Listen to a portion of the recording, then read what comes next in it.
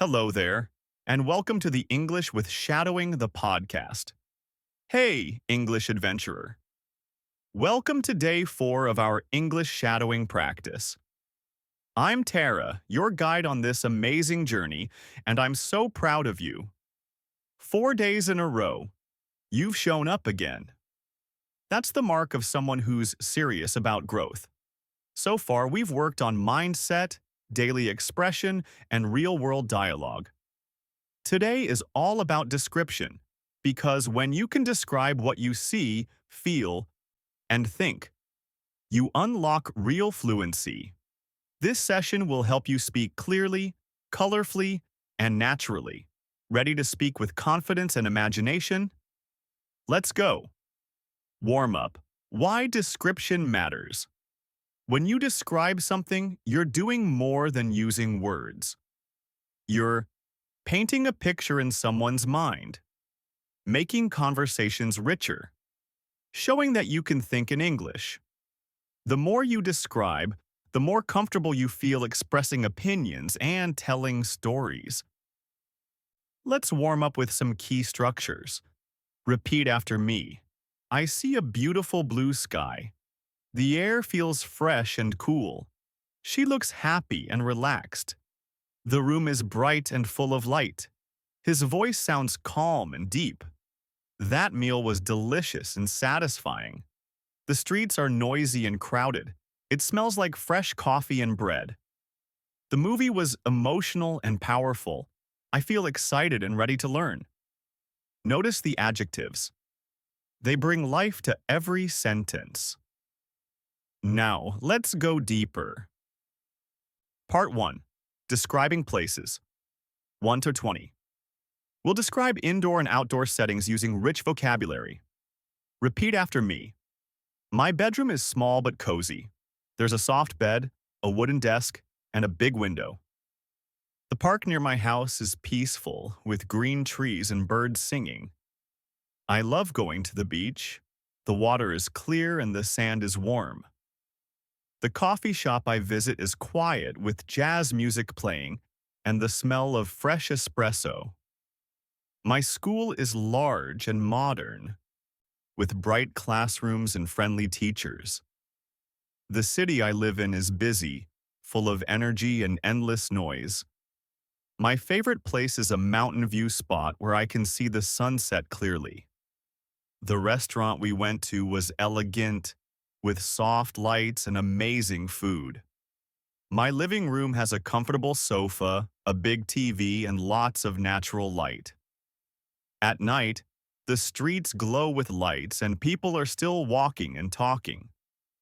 The library is quiet and cold, but it's perfect for focusing. The market is crowded, full of smells, colors, and voices calling out.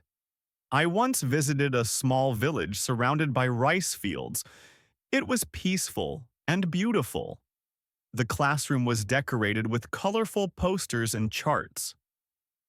The train station was packed with people rushing and announcements echoing. There's a lake near here, surrounded by trees and soft grass. I enjoy rooftop cafes where I can feel the breeze and look at the skyline. The museum was silent, full of art and whispers. The kitchen smelled like garlic and herbs. Someone was cooking something delicious. My neighborhood is quiet in the morning but noisy at night. Tip: try describing places around you. Even simple things like, my desk is messy but creative, help your brain think in English. Part 2. Describing people. 2140. Now let's describe appearance, personality, and actions. Repeat after me. She has long, wavy hair and a warm smile. He's tall, athletic, and always wears bright colors.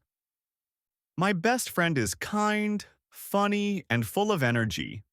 My teacher is strict, but very supportive. My grandfather is wise, quiet, and always reading. That woman looked tired but strong. He's a bit shy at first, but very friendly once you get to know him. My little sister is playful, curious, and sometimes a bit loud.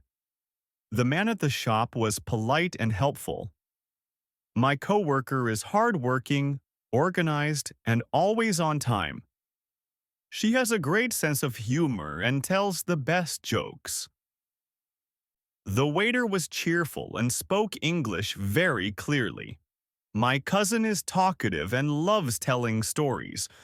I admire people who are honest and confident.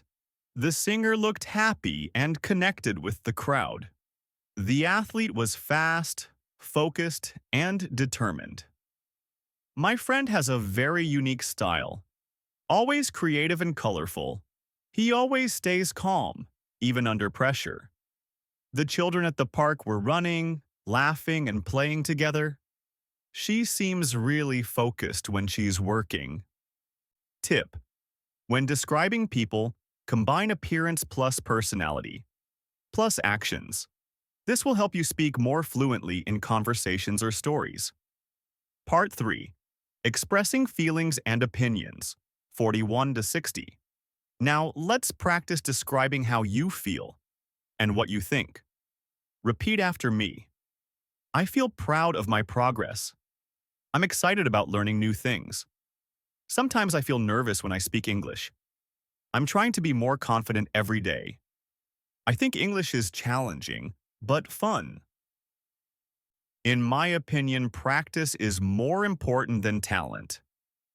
I believe small steps lead to big change. I enjoy watching English movies and listening to podcasts.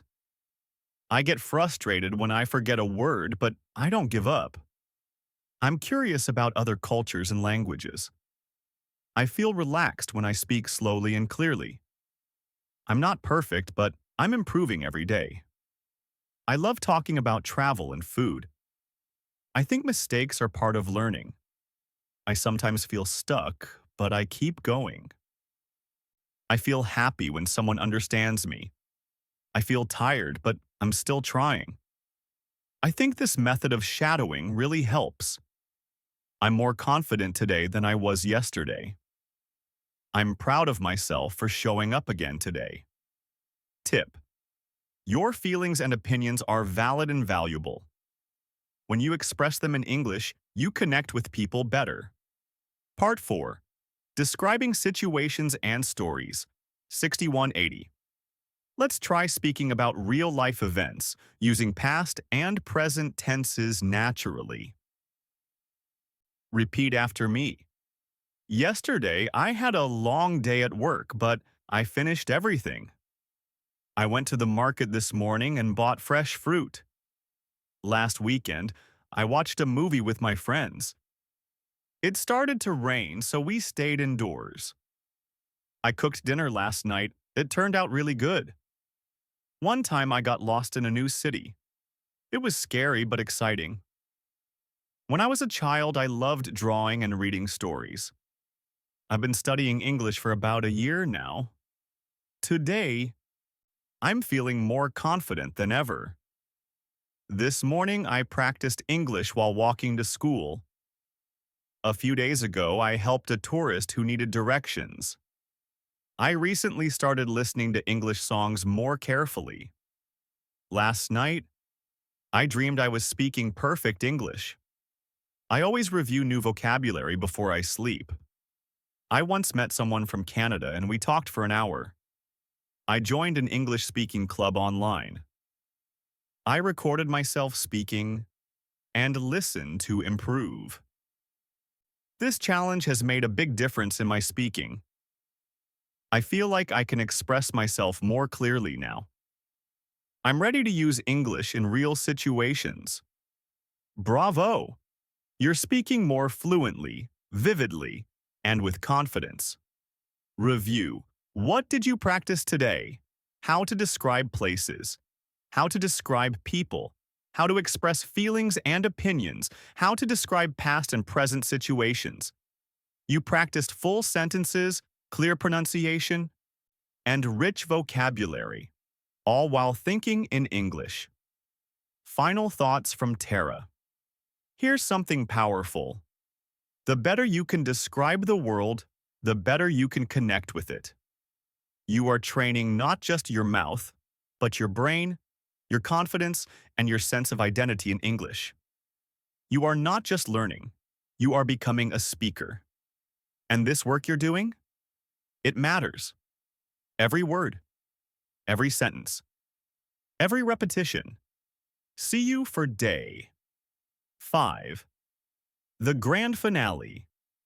Tomorrow is our final day of this shadowing challenge. We'll focus on real conversations, telling your story, how to sound natural and fluent in longer speaking turns. So drink some water, rest your voice, smile at your progress, and get ready for the next level. You've come so far. Don't stop now.